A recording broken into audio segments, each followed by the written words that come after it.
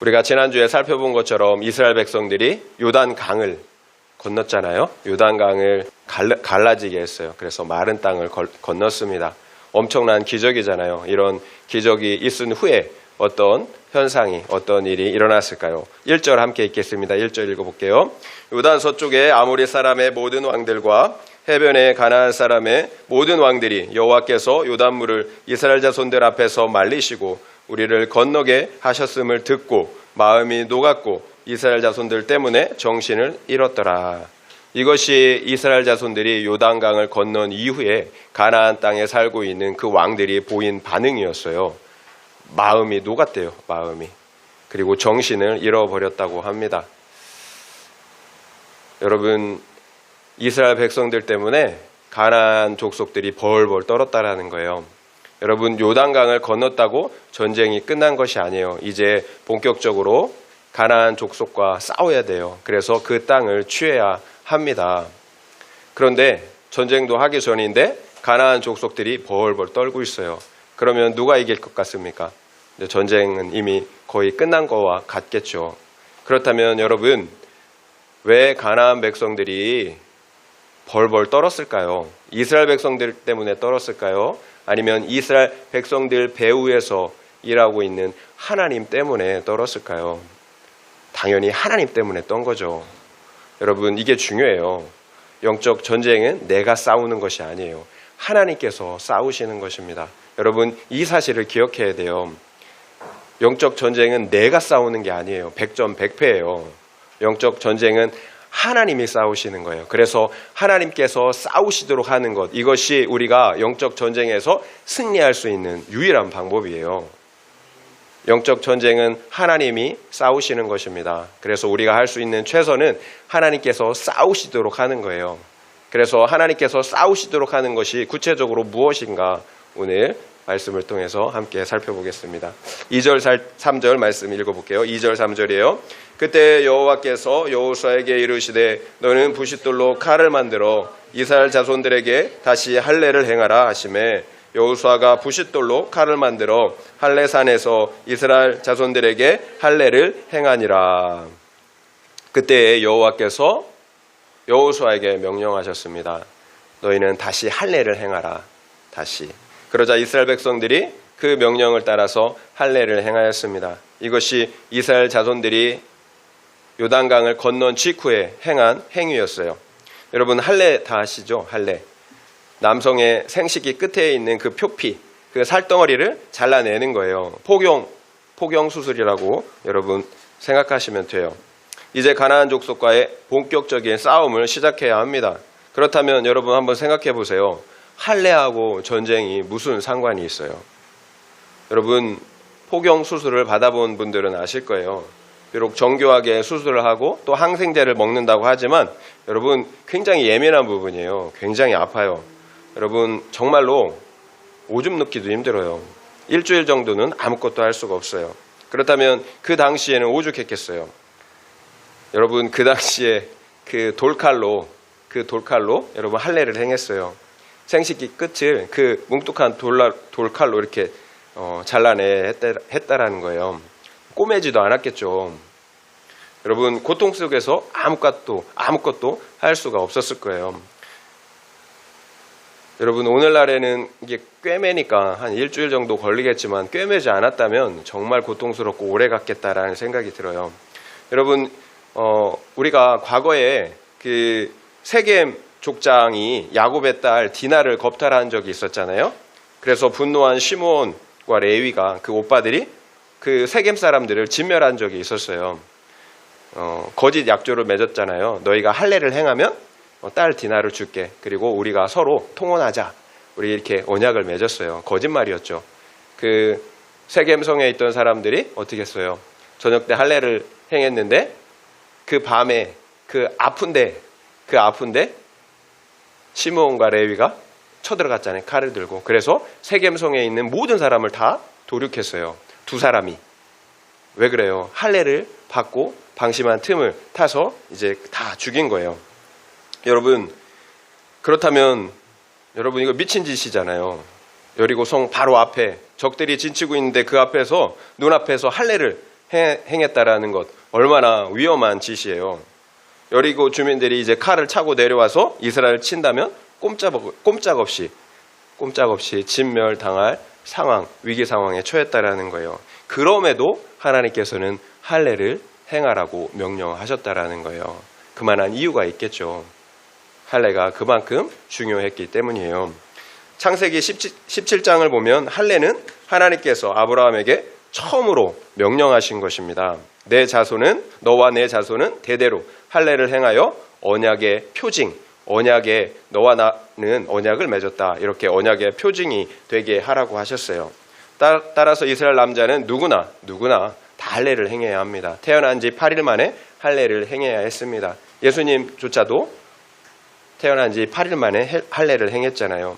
결국 할례를 행한다는 것은 하나님과 이스라엘 백성 간의 언약 관계 안에 있다라는 표징이에요.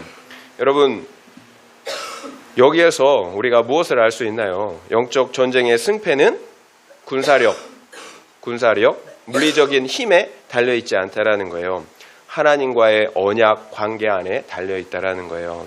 여러분, 우리가 왜 결혼합니까? 너는 내 거, 나는 네 거. 이게 결혼이잖아요. 언약 관계가 되는 거예요. 너는 내 거니까 내가 무조건 지켜. 이게 결혼이잖아요. 그런데 언약 관계 안에 있으면 남남이에요. 그래서 할례를 행하는 것은 너무나 중요한 것입니다. 앞서 말씀드린 것처럼 영적 싸움은 내가 싸우는 것이 아니라 하나님께서 싸우시는 싸움이기 때문이에요.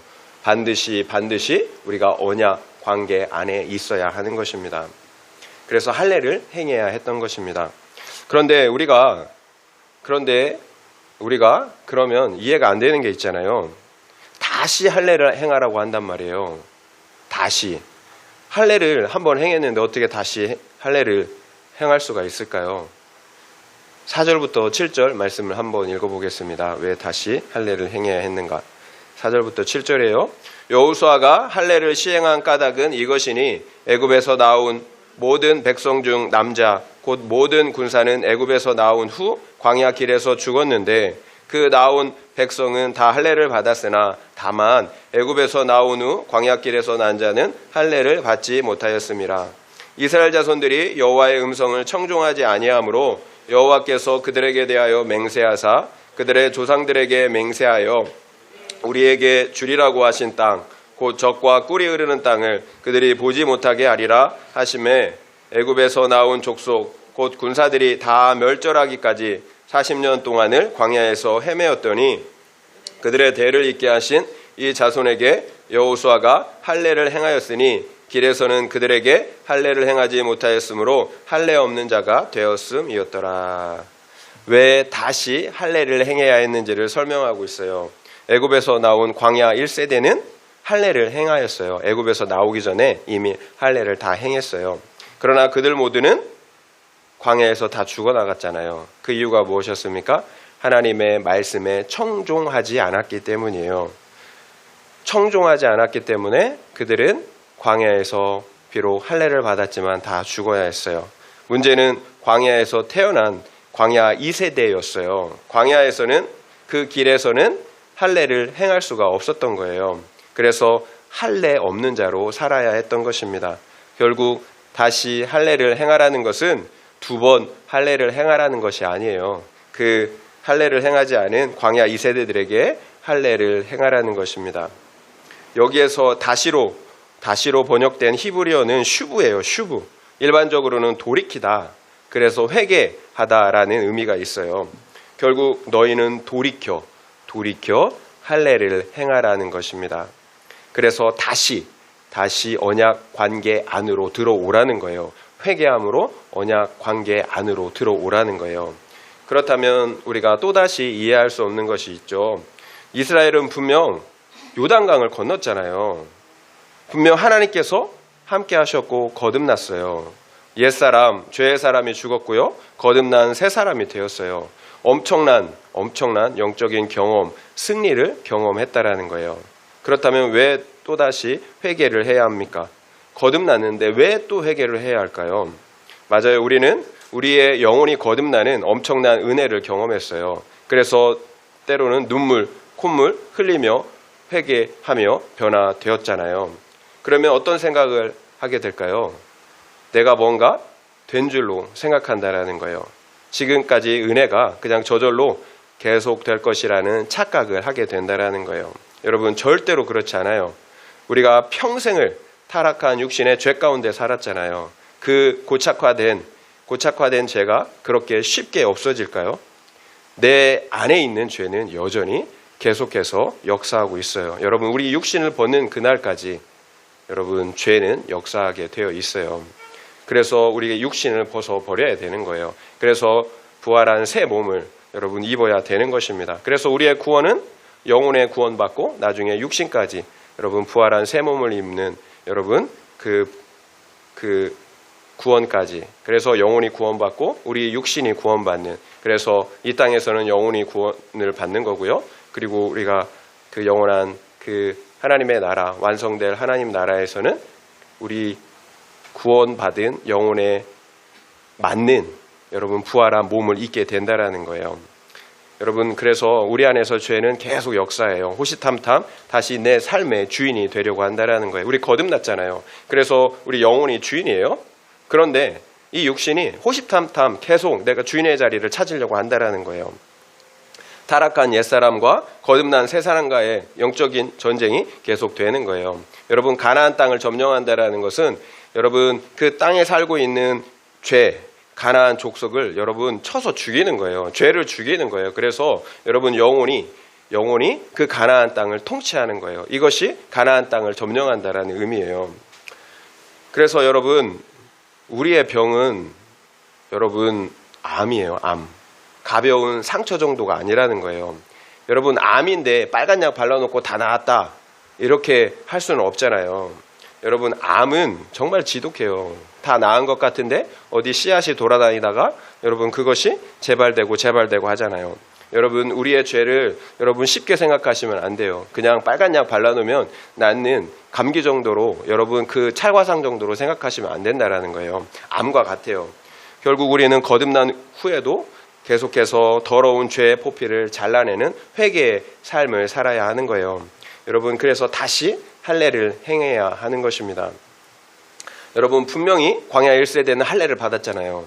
그러나 여호수아와 갈렙 이외에는 그 어떤 누구도 가나안 땅에 들어가지 못했어요. 여러분, 언약 관계 안에 있으면 당연히 하나님께서 약속하신 가나안 땅을 차지해야 되는 것 아닙니까? 그러나 그들 모두는 40년 동안 광야에서 방황하다가 다 죽어야 했다라는 거예요. 그 이유가 무엇이었나요? 말씀하신 것처럼 여호와의 말씀에 청종하지 않았기 때문이에요. 여러분, 할례를 왜 행하는 것입니까? 하나님과의 언약 관계를 맺는 거잖아요. 여호와는 나의 하나님이 되고 우리는 하나님의 거룩한 백성이 된다라는 약속이에요. 그런데 그 하나님의 말씀에 순종하지 않아요. 그러면 할례를 행했다고 여러분 우리가 말할 수가 있을까요? 그래서 우리가 언약 관계 안에 있다라고 우리가 자신 있게 주장할 수가 있을까요? 여러분, 할례를 행하는 이유는 내가 하나님의 언약 안에 있겠다, 거룩한 백성이 되겠다라는 고백이잖아요. 그러니까 우리의 그 눈에 보이는 육적인 할례보다 더 중요한 것은 우리 내면의 할례라는 거예요. 우리 영혼의 할례를 행해야 된다는 거예요.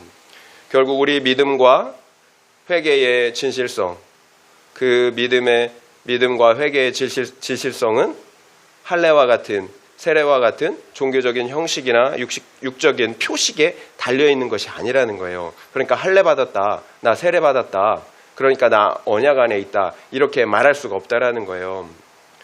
오히려 우리가 언약 안에 있다라는 증거는 뭐예요? 말씀에 청종하는 거예요. 말씀에 순종할 때 우리가 언약 안에 있다라는 것을 알 수가 있는 것입니다. 결국 우리가 아무리 믿고 회개했다고 말해도 말씀에 대한 청종, 순종이 없다면 여러분 언약 안에 있는 게 아니에요. 진실한 회개가 아니라는 거죠.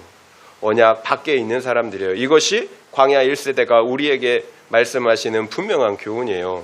우리는 광야 1세대를 통해서 분명한 교훈을 받아야 합니다.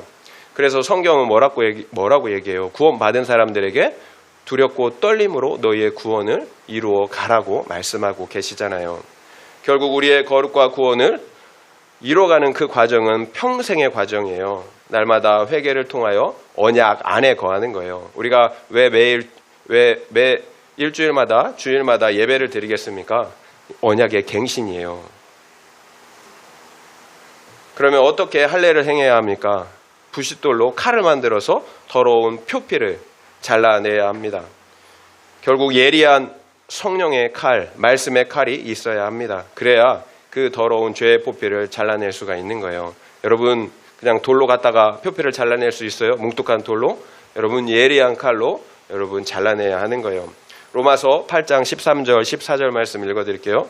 너희가 육신대로 살면 반드시 죽을 것이로되 영으로서 몸의 행실을 죽이면 살리니 무릇 하나님의 영으로 인도함을 받는 그들은 곧 하나님의 아들이라. 너희가 육신대로 살면 반드시 죽을 것이래요. 육신대로 살면, 과거 우리가 살던 방식, 육신대로 내 마음대로 살면 반드시 죽을 것이래요. 여러분 이것이 안 믿는 사람들에게 하는 얘기가 아니에요. 믿는 사람들에게 하는 얘기예요. 다시 죽을 수가 있다라는 거예요. 육신대로 살면 반드시 죽는다. 그러니까 어떻게 살라는 거예요? 성령을 따라서 새로운 삶의 방식, 영으로서 몸의 행실을 죽이라고 말씀하세요. 그러면 산다라고 말씀하세요. 그처럼 성령을 따라 사는 사람들이 하나님의 아들이라고 말씀하고 있어요. 성령을 따라 사는 사람들이 언약 안에 있는 거고, 그래서 하나님은 그 사람들을 하나님의 아들이라고 말씀하신다라는 거예요. 여러분 우리가 노력하고 애쓴다고 우리 안에 막 올라오는 혈기, 탐심, 정욕, 미움, 시기 이게 없어지나요? 애쓴다고 없어지지 않잖아요. 여러분 우리 노력으로 안 돼요. 육신의 방법으로 안 돼요. 반드시 성령 하나님께서 잘라내 주셔야 하는 거예요. 그래서 우리가 성령이 일하실 수 있도록, 영적 전쟁은 누가 하는 겁니까? 하나님이 하시는 거잖아요. 그래서 성령이 하시도록, 그 죄를 잘라내시도록 여러분 성령을 의지하는 거예요.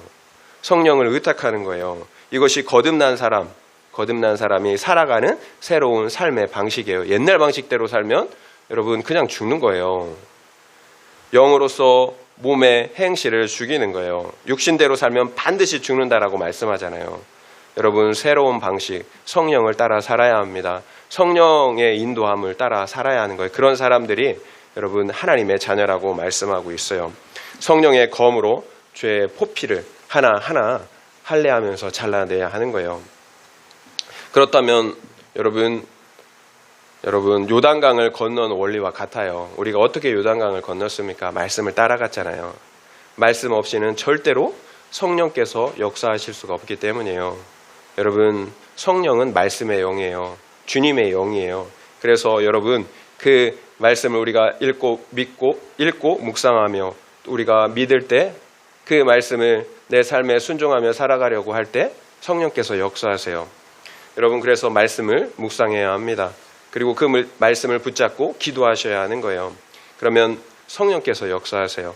우리의 죄의 포피를 들추어내세요. 그래서 하나하나 회개하는 역사로 잘라내 주시는 거예요. 여러분 말씀 없이, 기도 없이, 하나님의 도우심 없이 여러분 어떻게 죄를 잘라낼 수가 있겠습니까? 그럼에도 우리가 말씀 앞에, 기도 앞에, 하나님 앞에 나아가지 않아요. 그래서 우리가 변하지 않는 거예요. 계속 들어서 알잖아요. 일주일마다 큐티할 때마다 들어요. 알아요. 그런데 적용하지 않아요. 내 삶에 실천하지 않는단 말이에요. 그러니까 계속해서 반복이 되는 거예요. 여러분 실천해야 합니다. 믿음은 적용하는 거예요. 실천하는 거예요. 여러분 완악한 여러분 시어머니, 또 배우자, 그리고 부모님, 자녀들 내가 감당할 수가 있습니까? 하나님께서 싸우시도록 해야 하는 거예요. 내가 싸우면 말씀드린 것처럼 백전백패예요. 반드시 상처를 주고 받게 되어 있어요. 그래서 우리가 가나안 땅 안식을 누리는 것이 아니라 여러분 안식을 못 누리잖아요. 지옥을 살잖아요. 여러분 내가 싸우기 때문에 그런 거예요. 내가. 여러분 그런데 희한한 게 있잖아요. 우리가 날마다 말씀을 따라가면, 그래서 내 죄를 보며 거룩을 이뤄갈 때 어떤 일이 벌어지나요? 요단강이 갈라지잖아요. 새 사람으로 거듭나잖아요.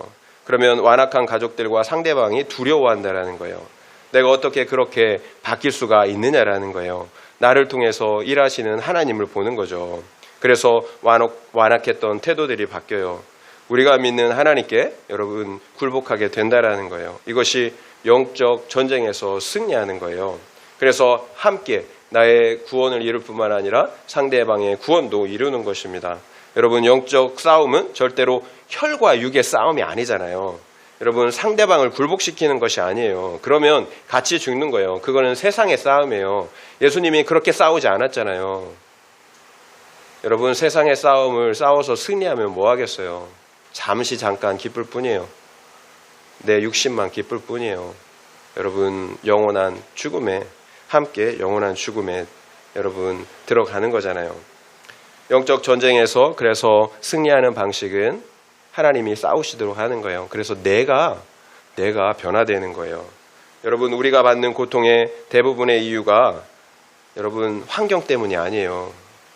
상대방 때문이 아니에요. 여러분, 해결되지 않은 나의 죄 때문이에요. 내가 왜 고통받을까요? 해결되지 않은 죄 때문이에요. 여러분, 미워하고 시기하고 혈기를 부리고 욕심을 부리는데 여러분 행복할 수가 있겠어요? 우리가 그러나 사랑하고 자족하고 감사할 때 행복하잖아요. 거룩할 때 그래서 행복한 거예요. 욕심을 따라가면, 행복을 쫓아가면 절대로 행복할 수가 없어요.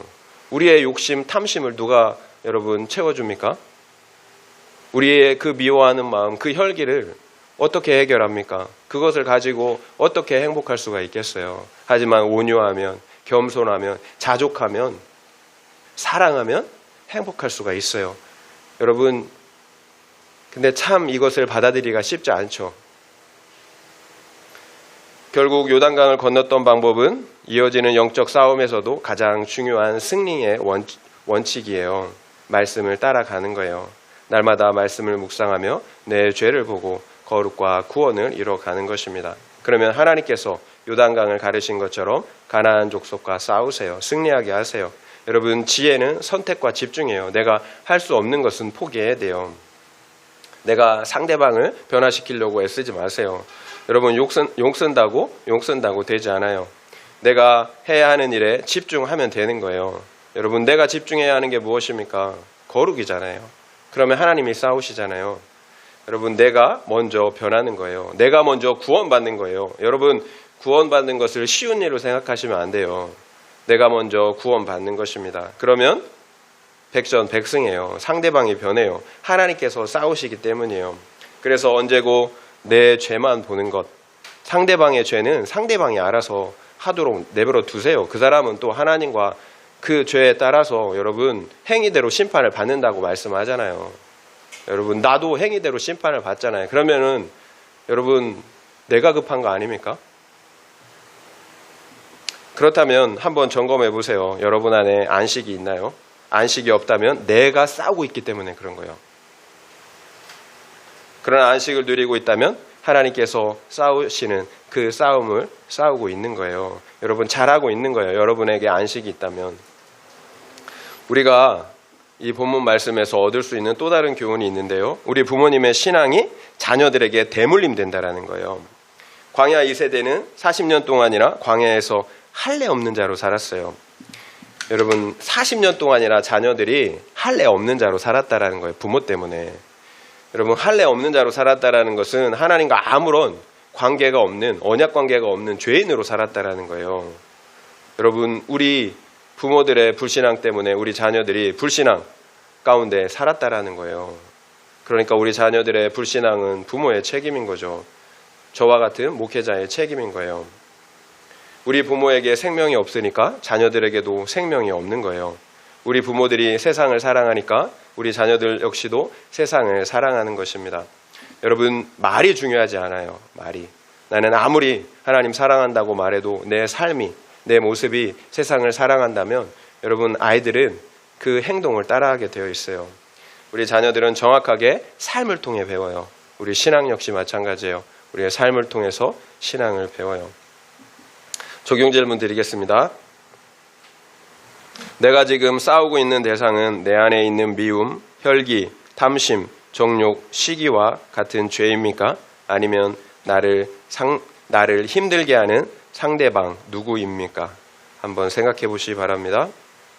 내가 지금 싸우고 있는 대상은 내 안에 있는 미움, 혈기, 탐심, 정욕, 시기와 같은 죄입니까? 아니면 나를 힘들게 하는 상대방 누구입니까? 한번 생각해 보시기 바랍니다. 8절에서 9절 말씀 읽겠습니다. 8절에서 9절이에요. 또 그 모든 백성에게 할례 행하기를 마침에 백성이 진중 각 처소에 머물며 낫기를 기다릴 때에 여호와께서 여호수아에게 이르시되 내가 오늘 애굽의 수치를 너희에게서 떠나가게 하였다 하셨으므로 그곳 이름을 오늘까지 길갈이라 하느니라. 할례를 다 행한 후에 낫기까지 기다려야 되잖아요. 여호수아께서 그 기다리는 시간에 여호와께서 여호수아에게 말씀하세요. 오늘 애굽의 수치를 너희에게서 떠나가게 하였다. 그래서 그곳 이름을 길갈이라 하였다고 합니다. 여러분, 길갈은 굴린다라는 의미예요. 굴리는 거예요. 나의 수치를 굴려서 다 떠나가게 했다라는 거예요. 이것이 우리의 죄를 잘라내는 회개의 결과예요. 우리가 회개할 때 애굽의 수치를 다 떠나가게 해주신다라는 거예요. 애굽의 수치가 뭘까요? 애굽에서 종살이 했잖아요. 죄의 종, 사탄의 종살이를 했다라는 거예요. 우리는 본래 하나님의 형상대로 지음을 받았잖아요. 여러분, 하나님의 자녀예요. 존귀한 존재들이었다라는 거예요. 하나님의 형상을 보여주는 그 영광스러운 존재들이었다라는 거예요. 여러분, 절대로 수치스러운 존재로 지음받은 것이 아니에요. 그렇다면 우리가 왜 이 세상 애굽에서 종살이하는 수치를 겪게 되었을까요? 여러분, 죄에 팔렸기 때문이에요. 죄의 종이 되었기 때문이에요. 그 결과 여러분, 죽는 것이 우리가 너무 무서워요. 일생에 매여 종노릇하는 그런 수치스러운 존재가 되고 말았다라는 거예요. 여러분, 이게 죄의 결과예요. 우리가 죄에 팔렸기 때문에 일생에 죽는 것이 무서워서 펄펄 떨어요. 그래서 죄의 종노릇하는 거예요. 그런데 하나님께서 그런 우리를 회개할 때 어떻게 해주신다라는 거예요. 그 모든 수치를 굴러가게 해주신다라는 거예요. 죄의 종, 사망의 종, 사탄의 종 되었던 그 수치를 다 떠나가게 해주신다라는 거예요. 여러분, 이것이 회개의 결과예요. 우리가 회개할 때 어떻게 이런 일이 일어날까요? 히브리서 2장 14절 15절 말씀 읽어드릴게요. 자녀들은 혈과 육에 속하였음에 그도 또한 같은 모양으로 혈과 육을 함께 지니심은 죽음을 통하여 죽음의 세력을 잡은 자 곧 마귀를 멸하시며 또 죽기를 무서워함으로 한평생에 매여 종노릇하는 모든 자들을 놓아주려 하심이니. 왜 하나님 아버지께서 혈과 육신을 입고 이 땅에 오셔야 했는지, 그리고 십자가에서 죽으셔야 했는지 그 분명한 이유를 말씀해 주고 있어요. 자녀들이 죄를 범함으로 혈과 육에 속하였기 때문이라고 말씀하세요. 우리가 육신이 되었다라는 거예요. 죄를 짓는 육신을 입게 되었다라는 거예요. 그래서 하나님 아버지 역시 우리와 같은 죄의 모양, 혈과 육의 모양을 입어야 했어요. 죽어야 했기 때문이에요. 여러분, 무슨 말인지 잘 모르겠죠? 죽고 다시 부활하심으로 죽음의 세력을 잡은 자 마귀의 권세를 멸하셔야 했기 때문이에요. 마귀 사탄의 권세는 어디 있어요? 죽음에 있잖아요. 사망에 있잖아요. 그런데 그 권세가 어디에서 나온 거예요? 죄에서 나온 거예요. 그래서 그 죄를 육신을 입고 오셔서 그 죄를 멸하셔야 했던 거예요. 죽기를 무서워해서 한평생 매여 종노릇하고 있는 우리 자녀들을 해방시켜 주셔야 했기 때문이에요. 여러분, 우리가 회개할 때 우리의 수치, 죄와 사망에 종되었던 수치가 굴러가는 이유예요. 하나님께서 우리의 죄의 값을 친히 십자가에서 담당하셨기 때문이에요. 다 지불해 주신 거예요. 우리의 죄의 값을. 죄의 싹은 사망, 죄의 싹은 사망이라는 율법의 요구를 하나님이 다 이루어 주셨다라는 거예요. 그래서 여러분, 우리가 회개할 때 그 죄의 수치, 사망의 수치, 사탄의 종노릇하고 있는 수치가 다 굴러가는 거예요. 여러분, 회개할 수 있다라는 사실 자체가 여러분 얼마나 큰 은혜인지 몰라요. 다시 한번 우리에게 돌이킬 수 있는 은혜를 주신 것이 얼마나 큰 은혜인지 몰라요. 그게 회개의 은혜예요. 창조주 하나님께서 죄인의 몸, 거룩하신 하나님이 이 죄인의 몸을 입고 입기까지 낮아지셨어요. 낮아지셨을 뿐만 아니라 자기 자기 생명을 십자가에서 희생해 주셨다라는 거예요. 여러분, 우리의 죄가 인정이 되면 하나님의 이 크신 사랑이 여러분 우리를 감격하게 합니다. 그런데 우리의 죄가 인정이 되지 않으면 이런 하나님의 크신 사랑이 감격이 안 돼요. 여러분, 그럼에도 우리의 죄가 인정이 되지 않는다면, 그래서 회개하지 않는다면 여러분 방법이 없어요. 히브리서의 말씀처럼 우리는 일생에 매여서 죽는 것이 무서워서 벌벌 떨다가 죄의 종노릇, 사탄의 종노릇 하다가 그 인생을 끝마쳐야 한다는 거예요. 그러나 그것으로 끝이 아니잖아요. 마지막 날에 영원한 죽음, 수치가 기다리고 있다라고 말씀하세요. 요한계시록 20장 15절에 이렇게 말씀하잖아요. 누구든지 생명책에 기록되지 못한 자들은 불못에 던져지더라. 여러분, 마지막 날에 자기의 행위대로 모든 피조물들이 심판을 받습니다. 그런데 생명책에 기록된 사람들은 그 예수의 피로 하나님이 다 그 죄의 값을 갚아주셨단 말이에요. 그래서 우리의 공로가 아니라 예수의 피값으로 우리는 죄가 없다. 그래서 여러분 영원한 천국에서 하나님과 그 영원 생명 천국의 복락을 누리잖아요. 그런데 그 죄가 그대로 있는 사람들은 그 죄대로 심판을 받잖아요. 그래서 누구든지 생명책에 기록되지 못한 자들은 불못에 던져진다라고 말씀하고 있어요. 그래서 지금 당장 회개하고 예수 그리스도를 영접하는 것, 이것이 영원한 수치를 당하지 않는 것입니다. 그래서 우리에게 하나님이 복음으로 자기 생명을 내어주시는 복음으로 우리에게 은혜를 주신 거잖아요. 10절입니다. 10절 함께 읽겠습니다. 또 이스라엘 자손들이 길갈에 진쳤고 그달 14일 저녁에는 여리고 평지에서 유월절을 지켰으며, 이스라엘 자손들이 할례를 행하고 그달 14일에 유월절을 지켰다고 합니다. 이처럼 할례와 유월절은 연결이 되어 있어요. 회개를 통해 하나님과의 언약 관계가 회복될 때, 그래서 우리의 모든 죄의 수치가 굴러갈 때 예배가 회복된다라는 거예요. 언약 관계가 회복될 때 하나님과의 그 관계, 실제적인 관계, 예배가 회복이 된다는 것입니다. 그래서 우리의 예배는 우리가 하나님과 언약 관계 안에 있다라는 가장 확실한 보증이고 증거예요. 우리가 고백하는 것처럼 하나님은 물질이 아니에요. 육신이 아니에요. 영이에요. 그래서 우리가 영과 진리로 하나님께 예배를 드리는 것입니다. 결국 우리의 예배는 성령으로 말미암아서 하나님과 실제적인 교제와 사귐을 나누는 것입니다. 눈에 보이는 만남이 아니라 성령 안에서 하나님을 만나는 거예요. 절대로 그냥 무덤덤하게 왔다가 그냥 무덤덤하게 돌아가는 것이 아니라는 거예요. 성령 안에서 하나님을 만나는 거예요. 성령 안에서 하나님의 사랑이 우리 마음에 부어져요. 그 결과 가슴 벅찬 기쁨과 사랑과 영광을 누리게 되는 것입니다.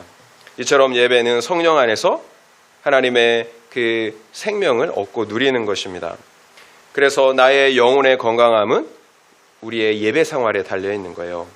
거듭나고 회개한 사람만이 성령 안에서 기쁨으로 하나님을 예배할 수가 있기 때문이에요. 반드시 회개를 통해 우리의 예배 생활을 회복해야 합니다. 이것이 영적 전쟁에서 승리하는 비결이에요. 그렇다면 다시 한번 우리가 점검해 보면 좋을 것 같아요. 왜 이 사람 저 사람 돌아가면서 우리가 못마땅하겠습니까? 왜 자꾸 사람과의 관계에 문제가 생길까요?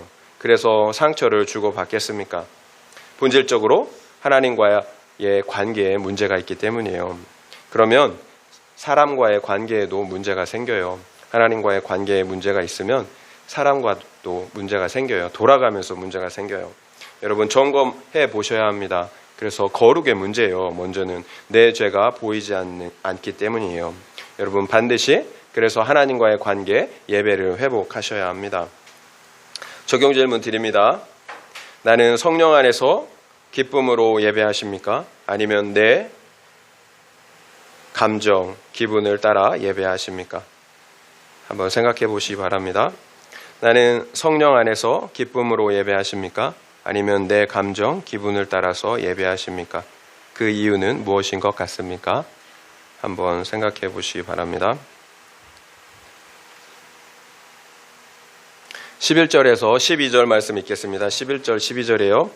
6월절 이튿날에 그 땅의 소산물을 먹되 그날에 무교병과 볶은 곡식을 먹었더라. 또 그 땅의 소산물을 먹은 다음 날에 만나가 그쳤으니 이스라엘 사람들이 다시는 만나를 얻지 못하였고 그 해에 가나안 땅에 소출을 먹었더라. 6월절 이튿날에 그 땅에서 난 소산물을 먹었습니다. 그러자 곧바로 그 다음 날부터 계속 내리던 만나가 그쳤어요. 이스라엘 자손들이 40년 동안 광야에서 먹었던 것이 만나잖아요. 40년 동안 계속 내렸어요. 그런데 그 땅에 소산을 먹자마자 그 만나가 그쳤습니다. 여러분, 앞서서는 우리가 계속해서 아무 수고도 없이 양식을 먹었어요. 그런데 이제는 내가 일하지 않으면 양식을 얻을 수 없게 되었다라는 거예요. 그러면 여러분, 불만이 나올 수밖에 없는 상황 아닐까요? 내가 이제 땀 흘리고 노력해야만 양식을 먹을 수 있잖아요. 그러면 여러분은 광야의 삶이 좋습니까? 아니면 가나안 땅에서의 삶이 좋습니까? 그래도 가나안 땅이 낫지 않아요? 여러분, 모두 은혜잖아요. 특별한 이적과 기적의 방법으로 만나를 주심도 은혜고요. 그리고 내가 노력해서 곡식을 얻을 수 있는 것도 은혜예요. 여러분, 우리가 아무리 논밭에 나가서 씨앗을 뿌리고 애쓴다고 해도 하나님께서 해와 비를 내려주시지 않으면 그 모든 노고가 헛수고잖아요. 그래서 성경은 하나님이 집을 세우지 않으면 건축자의 수고가 다 헛되대요. 하나님이 세워주셔야 세우는 거예요. 여러분, 그리고 파수꾼이 아무리 깨어있어도 하나님이 그 성을 지켜주시지 않으면 다 헛수고라는 거예요. 결국 어떤 것도 여러분 평범한 것, 공짜가 없어요. 은혜 아닌 것이 없다라는 거예요. 여러분, 우리 몸에서 호르몬이 하나라도 잘못돼봐요. 여러분, 신경 하나라도 여러분 그 잘못돼봐요. 못 일어나요. 못 걸어요. 그럼에도 우리는 만나와 같이 기적처럼 보이는 것들에는 감사하지만 일상에서 누리는 평범한 것처럼 보이는 그 은혜에 대해서는 감사하지 않는 경향이 있어요. 여러분, 아니에요. 만나를 먹게 해주신 것도 은혜고요. 그리고 내가 노력해서 먹을 수 있게 해주신 것도 은혜예요. 내가 능력이 있어서 얻은 것이 아니에요. 나에게 풍성한 양식을 얻고 누릴 수 있는 환경과 능력을 주셨기 때문이에요. 제가 얼마 전에 아내와 함께 그 딱딱한 밥을 먹은 적이 있어요. 밥통에 오래 두면 이렇게 딱딱하게 되잖아요. 근데 조금 남은 거 그걸 이렇게 안 먹다 보니까 딱딱하게 되었어요. 먹다 보니까 이렇게 과거 같으면 짜증날 수도 있는 상황이었는데요. 그런데 제가 그 순간에 감사하게도 제가 감사하기로 선택을 했어요. 내가 이 밥을 얻기 위해서 수고한 것이 없어요. 농부의 수고와 그 중간에서 수고한 수많은 사람들, 그리고 아내의 수고로 이 밥을 먹게 된 거예요. 특별히 하나님께서 이 쌀을 만들어 주시지 않았다면 어떻게 그 밥을 먹을 수가 있겠어요? 여러분, 쌀이 그냥 생긴 게 아니에요. 하나님은 해와 비를 내려주셨기 때문이에요. 여러분, 이 지구가 그냥 존재하는 게 아니에요. 정말 정교한 위치 가운데 있어요.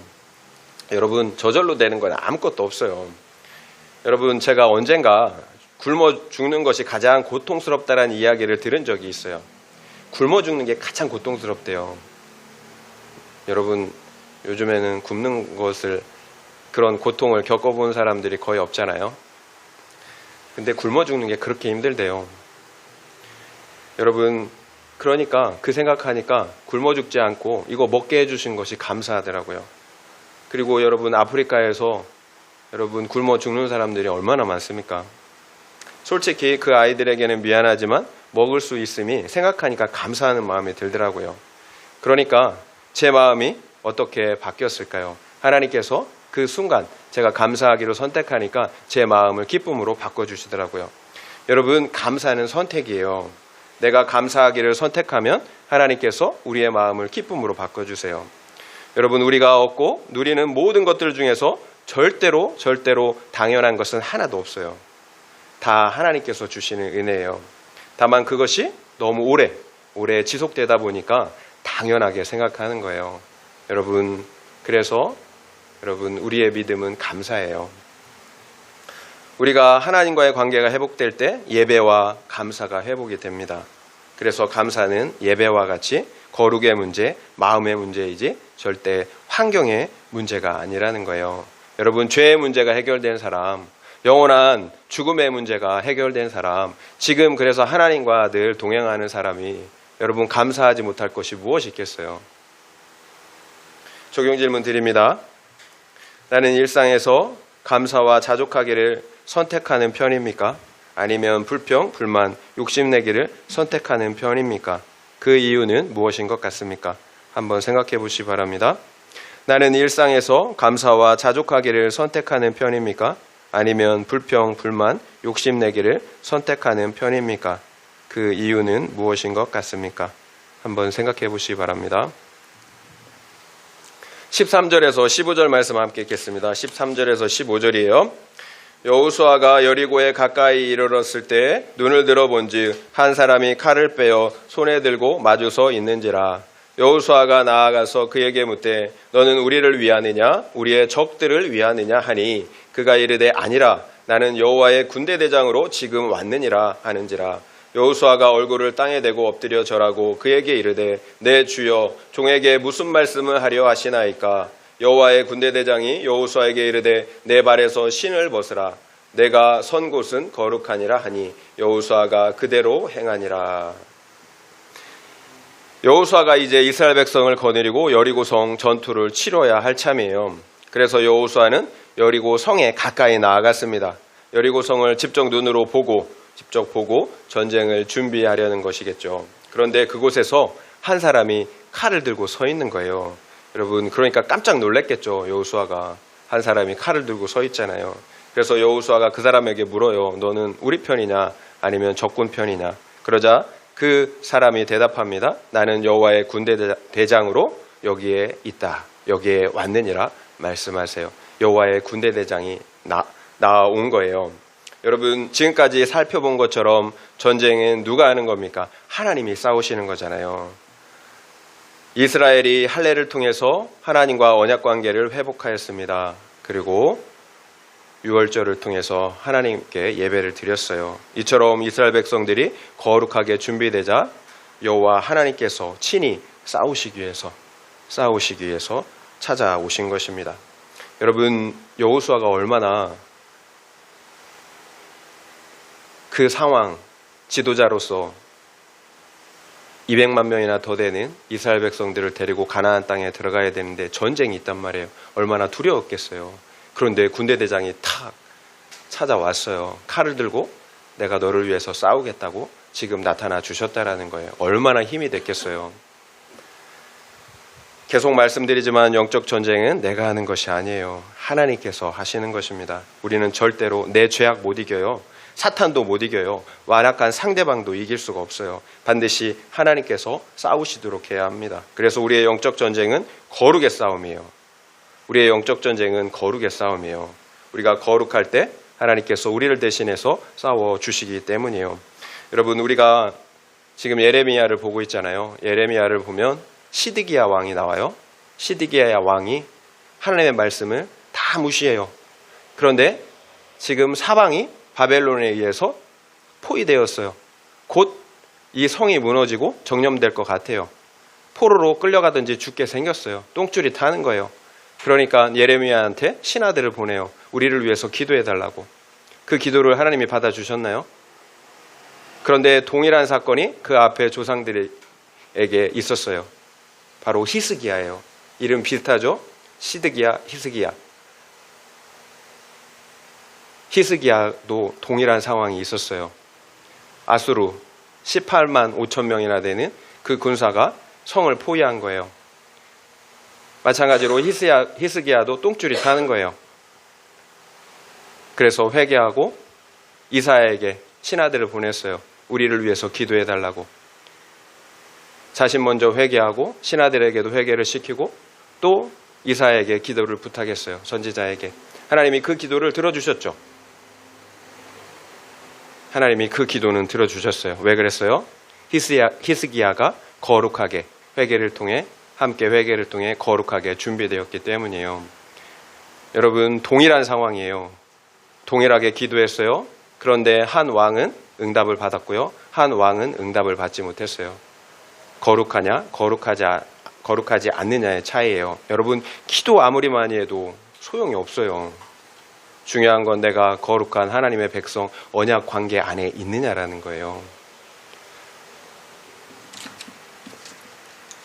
말씀을 마무리하겠습니다. 우리가 영적 전쟁에서 승리하는 비결은 하나님께서 싸우시도록 하는 것입니다. 결국 영적 전쟁에서의 승패는 하나님과의 친밀한 관계에 달려 있어요. 그렇다면 구체적으로 우리가 어떻게 했습니까? 첫 번째는 할례를 행해야 했습니다. 죄의 포피를 잘라내는 것입니다. 그래서 하나님과의 언약 관계 안에 있어야 합니다. 날마다 내 죄를 보는 회개를 통해서 거룩과 구원을 이루어 가는 것입니다. 그래서 영적 싸움은 죄와의 싸움, 나의 거룩을 이뤄가는 싸움이에요. 두 번째는 예배의 회복입니다. 내 죄를 보는 회개를 통해 거룩과 구원을 이루어갈 때 예배가 회복됩니다. 성령 안에서. 그러면 기쁨으로 감사함으로 하나님을 예배할 수가 있습니다. 여러분 예배를 회복하셔야 합니다. 여러분 기쁨으로 감사함으로 하나님을 예배하셔야 합니다. 이처럼 우리가 거룩하게 준비될 때 언약 안에 있을 때 하나님께서 친히 우리와 함께 하세요. 그리고 우리를 위해서 싸우십니다. 이것이 우리가 영적 전쟁에서 반드시 승리할 수 있는 방법이에요. 그리고 안식을 누릴 수 있는 방식이에요. 이처럼 영적 전쟁에서 하나님의 방식으로 하나님께서 싸우시게 하는 방식으로 싸워서 다 승리하는 그래서 안식을 누리는 우리 모두가 되시기를 예수님의 이름으로 축원드립니다.